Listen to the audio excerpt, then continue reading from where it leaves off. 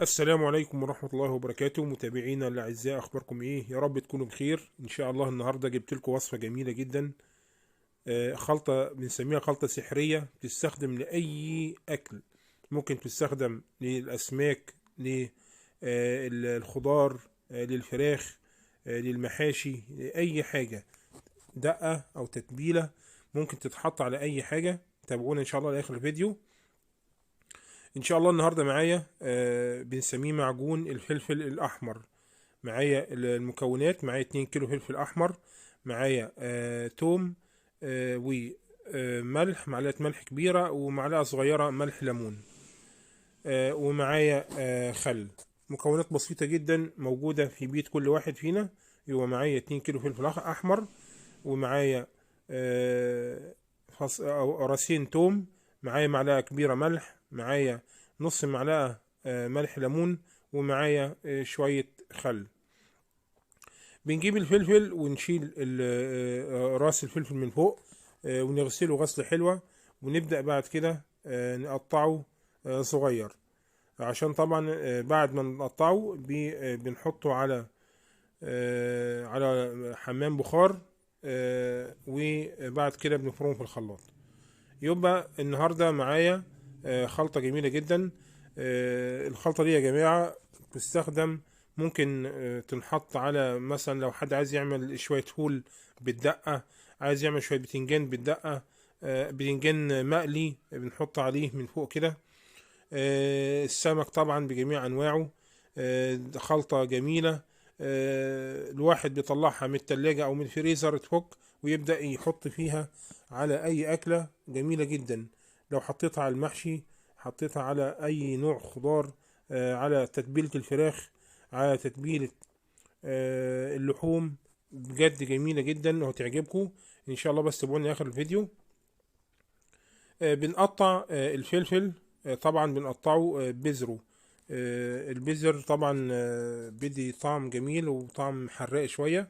ده طبعا بنسميه فلفل أحمر حار.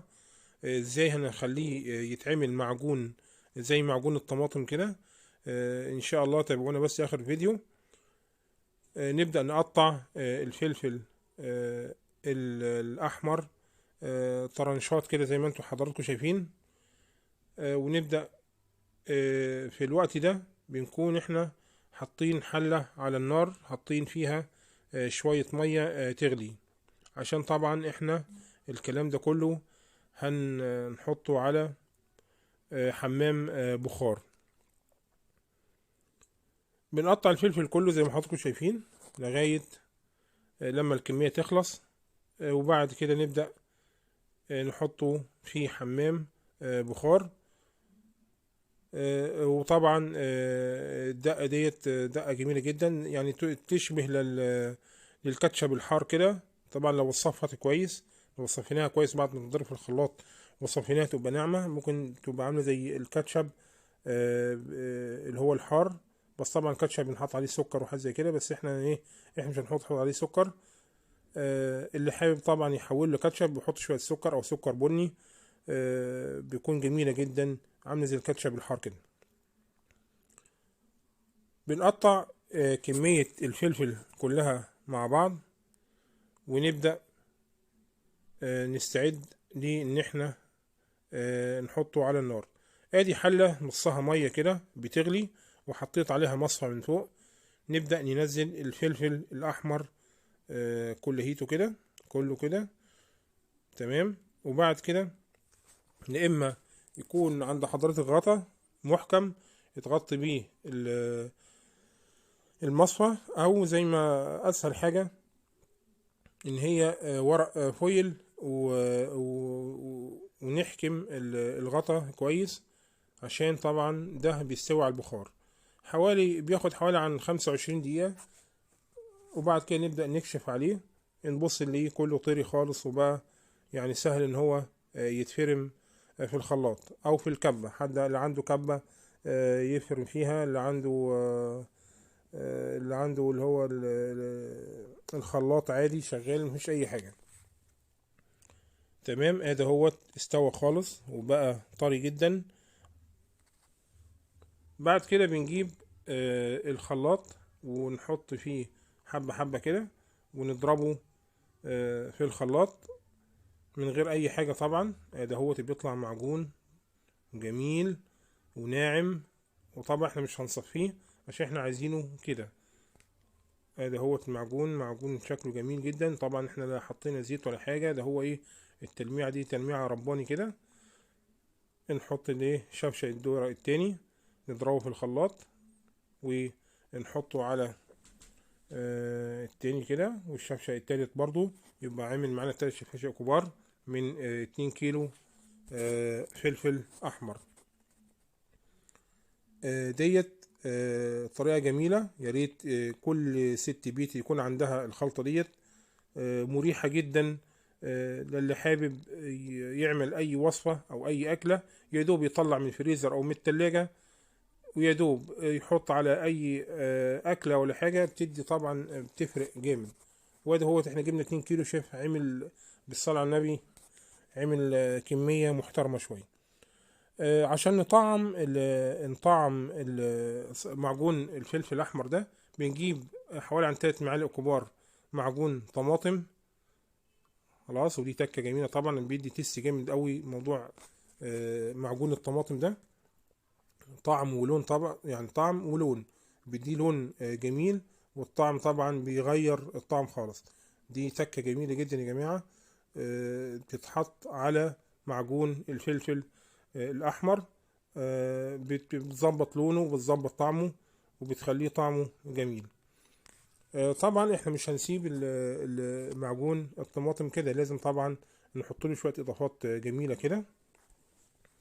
بنحط طبعا بنحط له شويه ايه بهارات كده. طبعا احنا لسه هنحط اول حاجه التوم. التوم المفروم الناعم ده بنبدا ننزل عليه. توم مفروم تمام، حوالي عن راسين توم كبار. بعد كده بننزل بشوية الملح أو ملح الليمون. تمام، طبعا ملح الليمون دي فايدته كمادة حافظة. اللي مش عايز يحط ملح ليمون ممكن يكتفي بالخل وعصير الليمون، مفيش أي مشكلة، بس هو كمادة حافظة بيخلي الحاجة تقعد فترة طويلة يعني. نبدأ ننزل بشوية كمون، حوالي عن معلقة كبيرة كمون. وبنبدأ في الآخر بننزل بمعلقتين كبار خل، والخل برضو كمادة حافظة. واللي حابب يحط عصير ليمونة ولا حاجة مفيش أي مشكلة برضو، ادي كلها مواد حافظة وبتدي تيست جامد أوي. بنقلب الخليط ده كله على بعض كده، وكده الخليط ده إن شاء الله جاهز. وطبعا لما معجون الطماطم بيكون مع معجون الفلفل الأحمر بيدي ميكس جميل جدا وطعم طبعا. هتجربوه ان شاء الله وتدعوا لي، واستنى تعليقاتكم طبعا الجميله. اللي يعمل الحاجه ديت وتطلع حلوه يعني، يا ريت يكتب لي في التعليقات. ادي معجون الفلفل بقى جميل ازاي. نبدا نعبيه في البرطمان، اي برطمان عند حضرتك، نبدا نعبيه فيه معجون الطماطم. طبعا البرطمان ده كان مكانه معجون طماطم، فبنيه هنحط فيه معجون الفلفل الاحمر عادي. طبعا ديت طريقه اولانيه لحفظ الايه معجون الطماطم، اللي هو الواحد ممكن يحطه في برطمان زي كده خلاص، وبس على وشه بنحط شويه زيت صغيرين كده، عشان طبعا يدنه محتفظ بالطراوه بتاعته وما يجرلوش حاجه من فوق. بنغطي البرطمان. دي طريقه. اللي حابب يحطه في برطمانات كلهم مفيش اي مشكله.